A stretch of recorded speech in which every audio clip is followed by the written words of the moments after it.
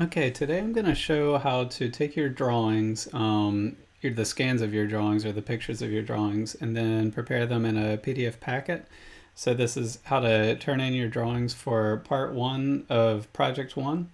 And so there's several ways to do this, and the first way I'm going to show is how to do it using Photoshop. So, and then the second way I'll show, there's another way to do it if you have Adobe Acrobat over here, where my cursor is. So that'll be kind of method two.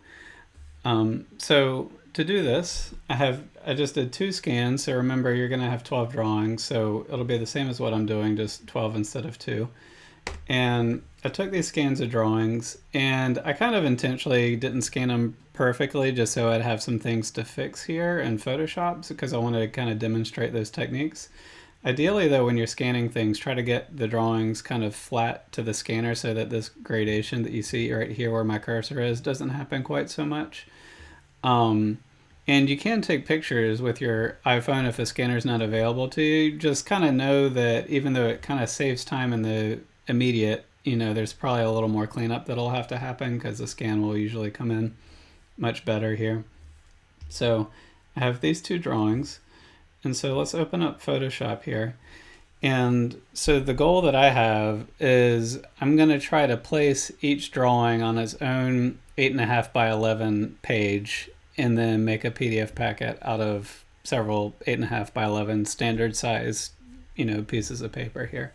So the first thing I want to do is I'm going to open up those two images here. So just in Photoshop, I go to File, Open. Here's my desktop, and I have those two scans right here on my desktop. And I'll just take one moment to load up. Okay, so let's start off with this drawing right here. So with this drawing, it's upside down and it's a little off axis right here. So in the last lesson, the first lesson that I showed here, I showed how to rotate and transform a layer, but you can also edit and transform the entire document right here. So I'm just going to go to transform the layer. You can go under Edit, and you can find some transform options under there that are currently grayed out because it's the background layer that's selected right now.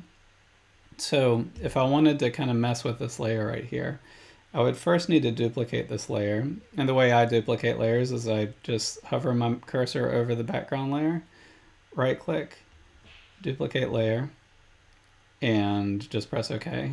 It gives you the option if you want to move it to another document or not. And so now we have it duplicated on this new layer here. And I always like to name my layers. And I could go to Edit, Transform, or Free Transform and adjust it this way. So I like to do just Free Transform. And if you hover your cursor right over the top corner, you'll get this. The cursor will look like this. Oops. Oh no. Where you can rotate it. And if you notice up here, you have the exact degrees right there. So you can just type in 180 and we have it right side up. So that was just adjusting the layer.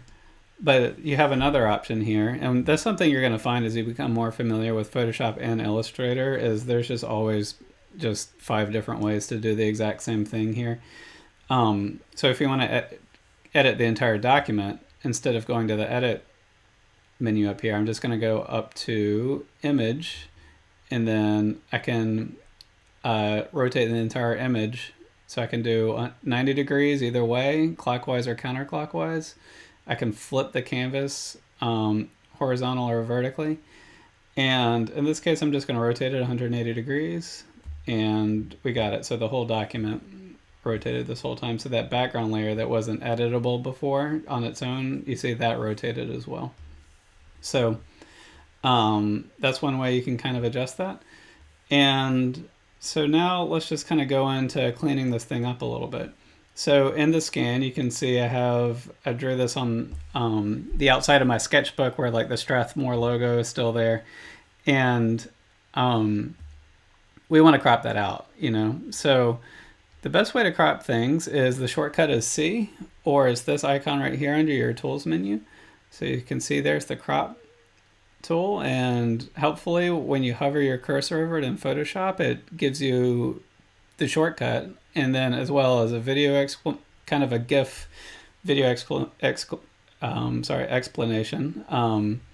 of how to use it. And then there's a learn more down here where you can expand it and get kind of a full tutorial on it. But you just press that button, or C, and this works a lot like the free transform tool, where if you grab it by the corner, you can crop it in. Unlike the free transform tool, I'm not holding shift right now, and I can kind of change the proportions of it. If I hold down shift, it does, lock the proportions. So that as I scale it in, you see how the box is staying in proportion right there. So I'm holding shift right now to do that, which is the opposite of free transform. Or if I just let go of shift, I can just crop it in however I like here. So I'm just going to crop in this image, and you can see here that to adjust this top area, I just pressed Edit Undo, or Command Z, is if I hold my cursor over these parts right here, you can kind of bring it in edge by edge. Or if you grab it in the corners, you can kind of adjust the whole thing all at once. So that's kind of your choice there. And so I'm just going to crop this in, maybe rotate it a little bit so that it gets just a little more flat, even though my drawing is a little off axis to begin with. And then if I just press this button right here, or V, it makes the crop for you. And so now we have our crop ready. And I needed to just kind of click right here on the outside of the canvas to kind of get the layers to update here. So now we can kind of make any more adjustments that we want to this thing. And this is mostly looking okay, just for kind of a, a scanned sketch here. So what I'm going to do, since I want my PDF to just be comprised entirely of 8.5 by 11 pages, is I'm going to make a new document now, and I'm going to duplicate this layer into that new document. So if I go up to File, New in Photoshop, and then if we go to Print, so this category of print, you can see the very first preset right here is 8.5 by 11. And I think this will be a good resolution to kind of place things into our binder. Notice that over here where my cursor is, you can change the orientation from vertical to landscape here. So if you want to, if your drawings tend to be a little wider than taller, you can maybe flip it to that and have your whole binder kind of come out that way. I'm going to go vertical for this one though, and just press Create. So now we have a blank 8.5 by 11. And so here, I'm just going to, I tabbed over to the Howl's Moving Castle sketch that I did here, and then I'm just going to right click and then go to Duplicate Layer. So again, just I hover over that layer with a drawing on it, and I right click and then Duplicate Layer. This menu will come up, and if you recall, there's the destination option. So if I just pressed OK right now, it would just create a duplicate within the same document. But I want to bring it into that untitled blank 8.5 by 11 document, which is titled Untitled 1 right now. So I just change that, and now it shows up in here.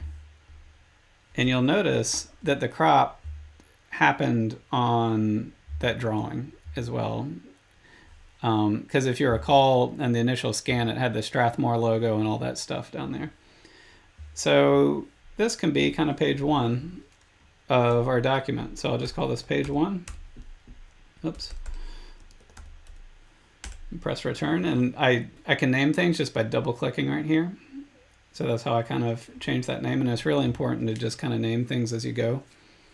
So if I want to kind of fix up this drawing a little bit, there's a few things I can do. You can notice that the exposure on the left is a bit brighter, or it's better than on the right where it's a little dark.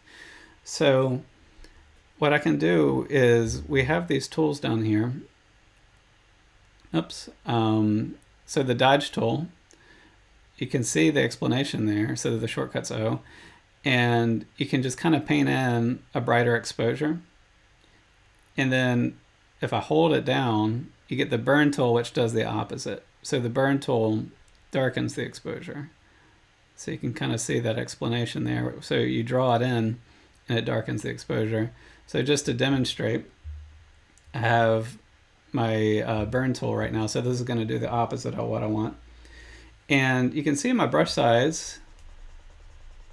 It's not doing a lot right there. And my brush size is pretty small. So I'm going to edit undo. And if you look at the top, you have some controls over this thing. So you have the exposure. So right now it's at 20%. I'll just put it that at 100% so we can kind of see what it's doing a little bit better. So you see that's darkening the exposure right there as I draw it in. And again, I'm using a tablet here, which is really helpful. So I'm going to edit undo.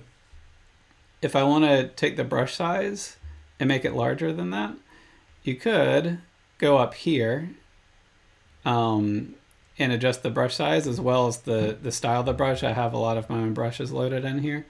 So we can just take the size and bring it up. So you can see I dragged it to about 400 pixels. And so now it's a lot broader. So I'll press Command Z and you can see it undo what I just did there.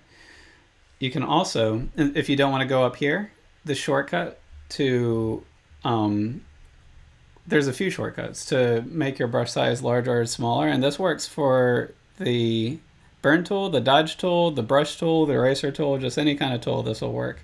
Is if you press your brackets on your keyboard, so the square brackets, if you press the one on the left, I'm clicking right now and you can see it making the brush size smaller. And then if I hold it or tap it, you can make the brush size larger. So again, those are the square brackets on your keyboard, not the parentheses, but the square brackets.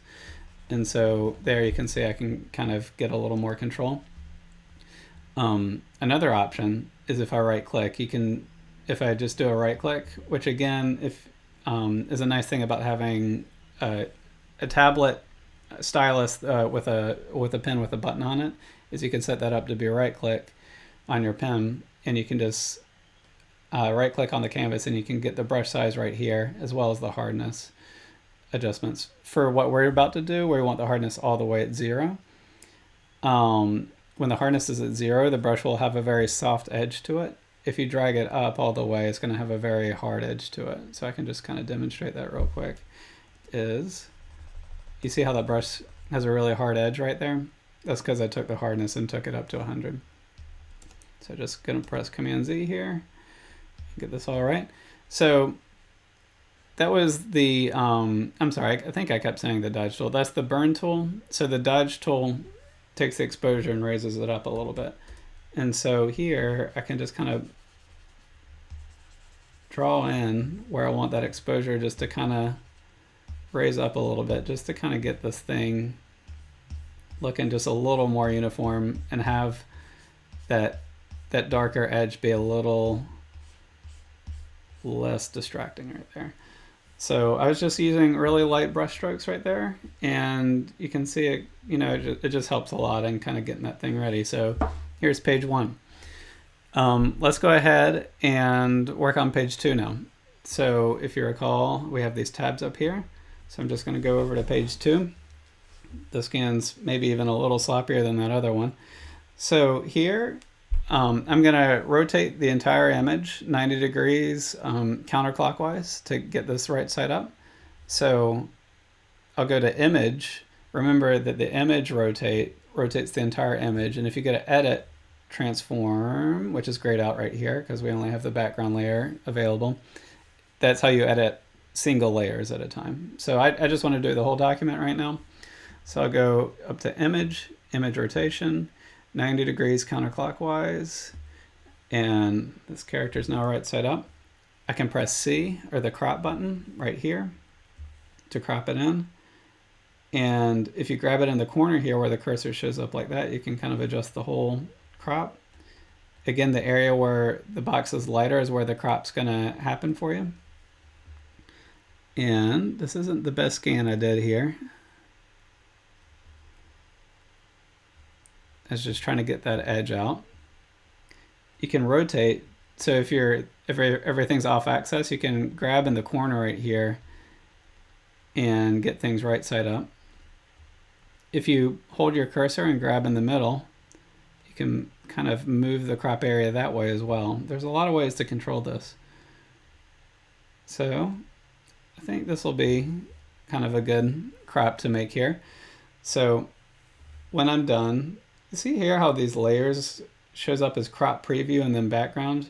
That's just because the crop isn't finalized yet. So to kind of accept the crop, there's a few ways you can do it. You could press this check mark right there. I'm not sure if you saw that. Here, I'll just press edit undo just to show that one more time. So I'll just press C. Let's see if this will work for me. So I can drag the whole box around a little like that, or adjust it this way. And then when you're done, you can kind of either double click the move tool to kind of get the crop to accept, or it's this little check mark up here. I kind of did it quick just a moment ago, and I just want to make sure that everyone can see that instead of flying through this tutorial here. So check mark, this thing's cropped. I'm gonna right click and duplicate this layer. You can also press Command J as a shortcut to duplicate a layer. Just have that duplicate right there. And here, I'm going to bring this into that same 8.5 by 11 document here, and I'm going to call it page 2. So I'll right click, duplicate layer, and then the document, I'm going to move it from this document to the Untitled document. And I'm going to hide the visibility of my initial layer right there so that we're kind of working undistracted, and you hide the visibility of layers just by pressing the I button to the left. So here, I'm just going to double click page 2, and here I just press the move tool just to reposition this a little bit. And I might want to scale this in, so I can press Command and T as in Thomas, for free transform, or I can go to Edit Free Transform. So Edit Free Transform, and I can just make this a little smaller. Again, I don't have to hold Shift to keep that uniform here. If I do, you're going to want this to stay uniform, so don't hold Shift while you're doing Free Transform. So I just press the move tool to kind of accept it here. And I'm going to do the same thing as I did before, which is to change the exposure. This exposure gets a little dark down here. And so I'm just going to go down to the dodge tool right here, or you can press O. And I've got a pretty large brush. I have the hardness set to 0. The exposure is at 50%. And 50% is a nice, just kind of depends what you're doing, but it's generally pretty nice because if you combine that with like a light brush, you can kind of get this with some control, but you're also making some progress with each stroke. I might press the bracket tool just to get this a little smaller for this edge. And these don't have to be perfect. I mean, we all know these are just sketches that we're presenting here, but it's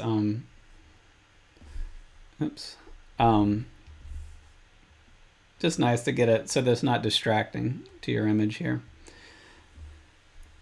If, for instance, so on my drawings, I like to, if you zoom in on these, I like to start out my sketches with a blue pencil.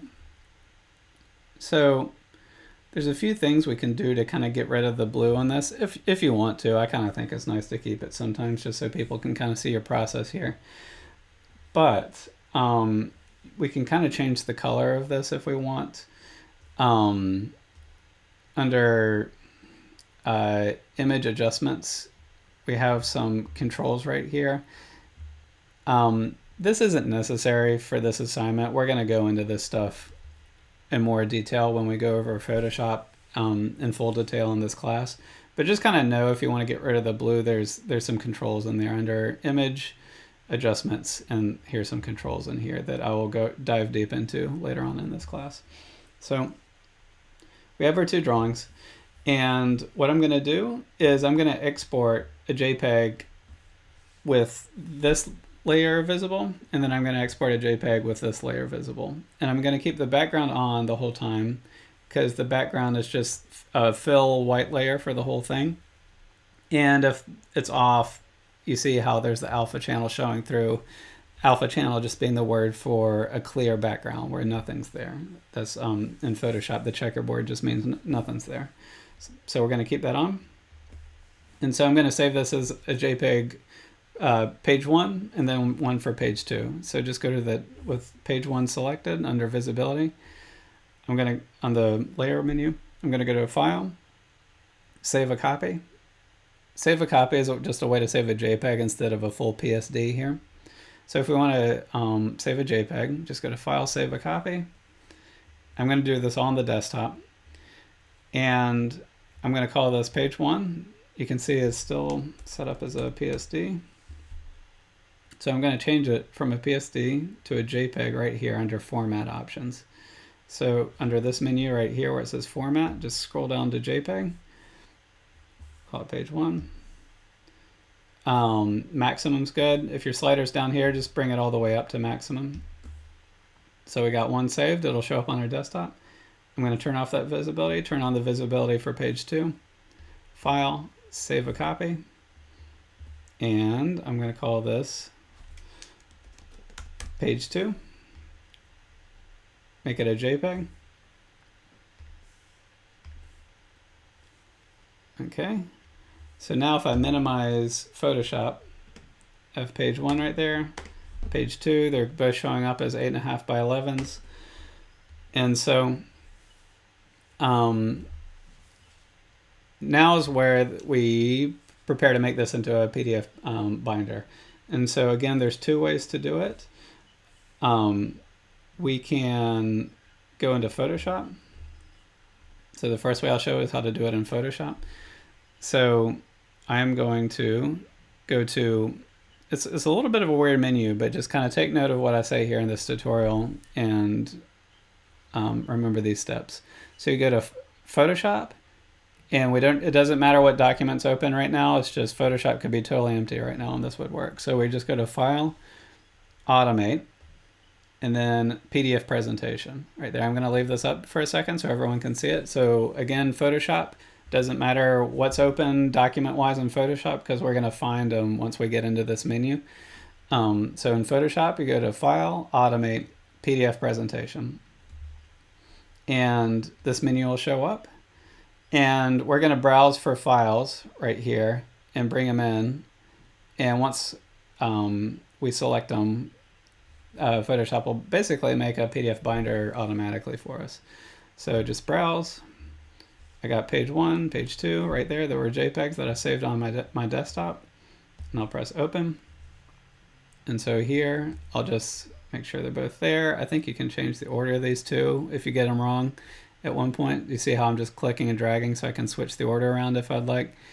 And there's really not much to it here. It's going to come in as a multi-page document. All the defaults are going to work here. So I'll just press save. And I need to name it. So I'm going to call this part, oops.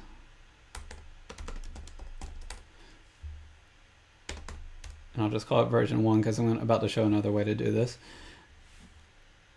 Press save. This is fine. Press save PDF. It's kind of running the automation there for us. And so now on my desktop, I saved it, remember, as part 1, binder 1. So when I double click on that, or if I just press spacebar right there just to preview it, you can see I have, oops, I have page 1, tab down, you got page 2, and they're both showing up as 8.5 by 11, so it's kind of like a clean presentation as we can, and it makes it so when you're presenting your work to somebody, you're not having to open and close documents and kind of go through this clunky process. You can just present your clients or whoever all your ideas in a single document. And so really helpful for this class when you're presenting ideas for this class, but also just down the road in the future, because if you kind of are sending files to a client and you don't send it as a PDF like this, they might open one of your drawings but not the other, and it can just kind of cause some headaches for you there.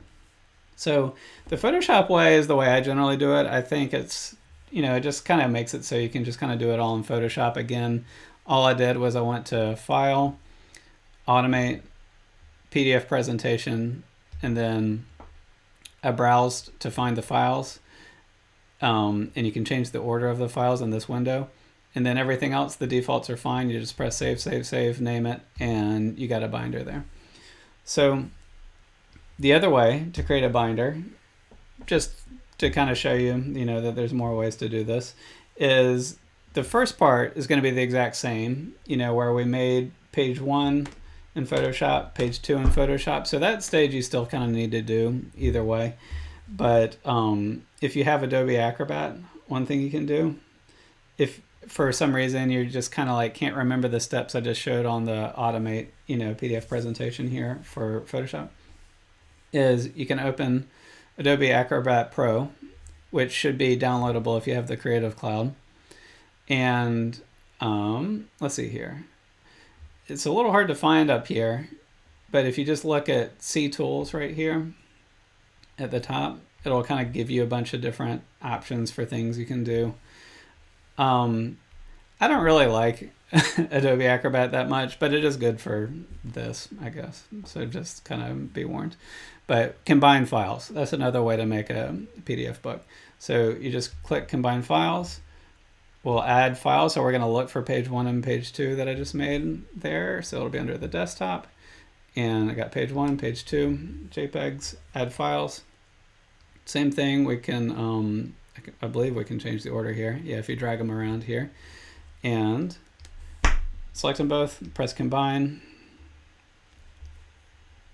And all we need to do now is save it. So I'll just go to File, Save As, and I'm going to save this on my desktop as well. Let's see here. And I'll just call this Part 1 Binder Version 2. So that just took a second to save.